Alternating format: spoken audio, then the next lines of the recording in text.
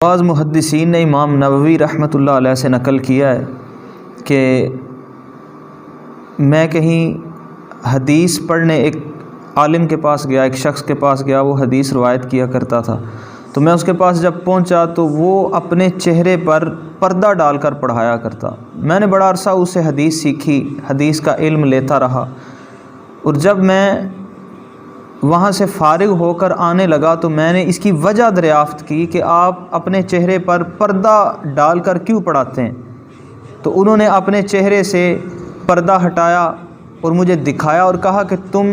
علم حدیث کا شوق رکھتے ہو، تو اس شوق کی وجہ سے میں تجھ پر آج یہ اپنا راز اشکار کر رہا ہوں۔ جب انہوں نے پردہ ہٹایا تو کیا دیکھتے ہیں کہ نیچے ان کا جو سر تھا وہ گدھے کی طرح تھا۔ تو پھر انہوں نے بتایا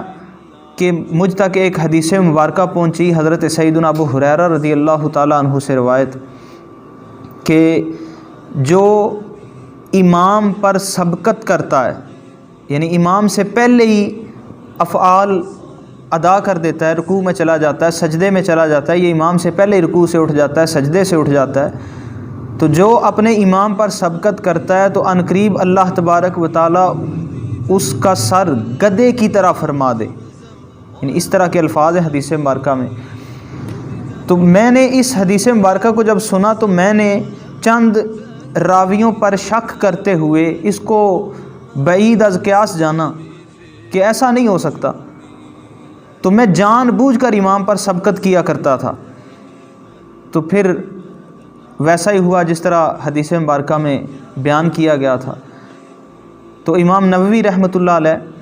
ان کا یہ واقعہ بیان کرنے کا مقصد اور حدیث بیان کرنے کا مقصد یہ ہے کہ آج کل بھی آپ مسجدوں میں دیکھیں تو کئی نمازی ان کو جلدی ہوتی ہے کہ ہم جلدی جلدی نماز پڑھ کے اپنی دکان پر پہنچیں، اپنے کاروبار میں پہنچیں، دفتر میں پہنچیں، یا کہیں کام جانا ہے وہاں جائیں،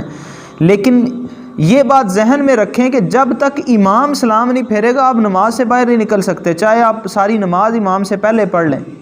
پوری رکعت امام سے پہلے ادا کر کے کھڑے ہو جائیں، لیکن امام سلام پھیرے گا تو آپ فارغ ہوں گے نا۔ تو یہ اکثر مسجدوں میں نے دیکھا ہے کہ نمازی حضرات سجدے میں بھی جلدی کرتے ہیں، رکوع میں بھی جلدی کرتے ہیں،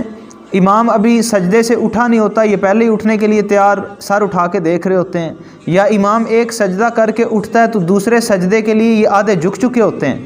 امام رکوع کرنے کے لیے بھی تیاری کرتا ہی اللہ اکبر بولتے ہی وہ پہلے رکوع میں چلے جاتے ہیں، امام ابھی رکوع سے اٹھنے کی تیاری کر رہا ہوتا ہے، یہ پہلے ہی کھڑے ہوتے ہیں، امام رکوع سے جیسے ہی اٹھتا ہے اس کے بعد سجدے کے لیے جانے کے لیے ابھی اللہ اکبر شروع بھی نہیں کرتا، تو کئی نمازی حضرات پہلے ہی آدھے جھکے ہوئے ہوتے ہیں، سجدے میں جانے کے لیے تیار ہوتے ہیں۔ تو یہ حدیث مبارکہ اور واقعہ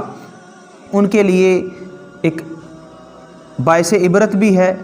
اور عمل کی طرف دعوت بھی دے رہا ہے کہ امام پر سبقت اختیار نہیں کرنی چاہیے، امام کے پیچھے نماز ادا کرنی چاہیے،